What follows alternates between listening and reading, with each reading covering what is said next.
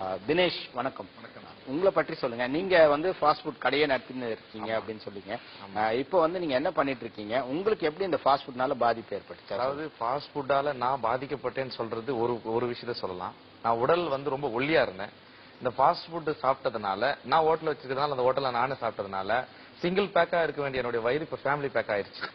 இதுதான் மிகப்பெரிய முதல் பாதிப்பு. ரெண்டாவது, மனசாட்சிக்கு விரோதம் இல்லாம சொல்லணும்னா, ஃபாஸ்ட் ஃபுட்டால நான் பாதிக்கப்பட்டேன்றதை விட பல பேரை பாதிப்புக்கு உள்ளாக்கனே நான் சொல்ல முடியும்.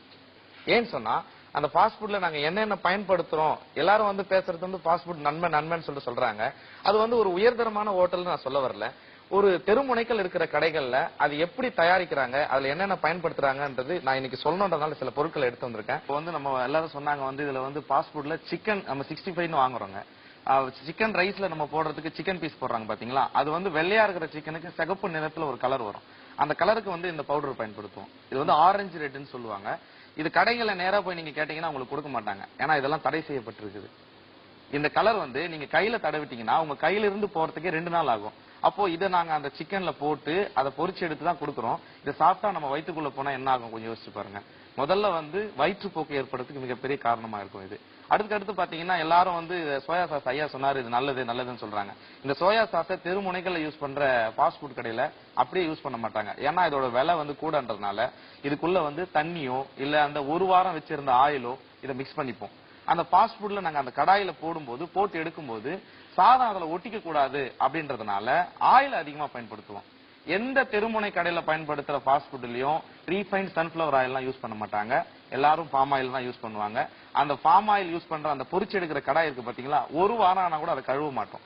ஏன்னு சொன்னா கழுவிட்டு அந்த ஆயில் போயிடுச்சுன்னா மறுபடியும் கேஸ் அதிகமா செலவாகும் அப்படின்றதுனால எல்லா கடைகளும் இப்படிதான் இருக்கும். இது வந்து ஒரு ஹோட்டல் வச்சிருந்ததுனால நான் இதை சொல்லாம இருக்க விரும்பல. ஏன்னா இருக்கிற உண்மையை நான் சொல்லிடுறேன். இதை உண்மையை வந்து ஃபாஸ்ட் ஃபுட் வந்து நல்லதுன்னு பேசுறாங்க பாத்தீங்களா, இவங்களுக்கு இந்த உண்மை தெரிஞ்சிச்சுன்னா இனிமே நிச்சயம் அவங்க சாப்பிட மாட்டாங்க. நான் அதை நம்புறேன். இதுக்கு அடுத்தது பாத்தீங்கன்னா இதுல ஒயிட் பெப்பர் பயன்படுத்துறோம். இந்த ஒயிட் பெப்பர்ல வந்து வர்றது எல்லாமே டூப்ளிகேட் தான். இதுக்குள்ள வந்து பாத்தீங்கன்னா அரிசி மாவு மிக்ஸ் பண்றாங்க. கோல மாவு இருக்கு இல்லீங்களா, அது ஏன்னா இது ஒயிட் வரதுக்காக அதை மிக்ஸ் பண்ணி தான் கடையிலே விற்கிறாங்க. இது எல்லாருக்கும் தெரிஞ்சிருக்குது. அதுக்கு அடுத்தது அஜினோமோட்டோ வந்து உடம்புக்கு நல்லதுன்னு சொல்றாங்க. சைனா சால்ட்னு சொல்றாங்க. இந்த அஜினோமோட்டோவை கொஞ்சம் எடுத்து நம்ம நாக்குல இங்க வச்சு பாருங்க. வச்சுட்டு கொஞ்ச நேரம் கழிச்சுங்க நாக்கு அந்த இடத்துல மரத்துக்கு மாதிரி ஆயிரும். அதுக்கடுத்து பாத்தீங்கன்னா டிவில நான் ஒரு நிகழ்ச்சியில பாத்திருக்கேன்.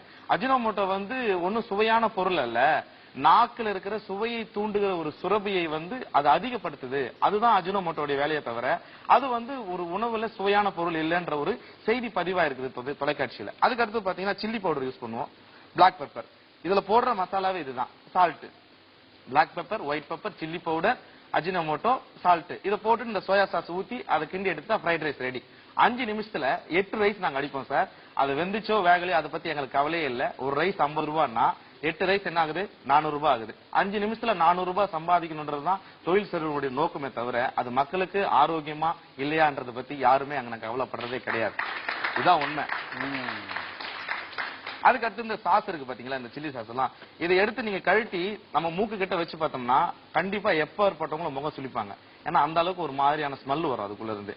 இந்த டொமேட்டோ சாஸ் ஸ்வீட்டா இருக்குன்னு சொல்றாங்க. இதெல்லாம் பல நாட்களா நமக்கு தேக்கத்துல இருந்து ஸ்டாக் ஆன பொருள் தான் கிடைக்குது.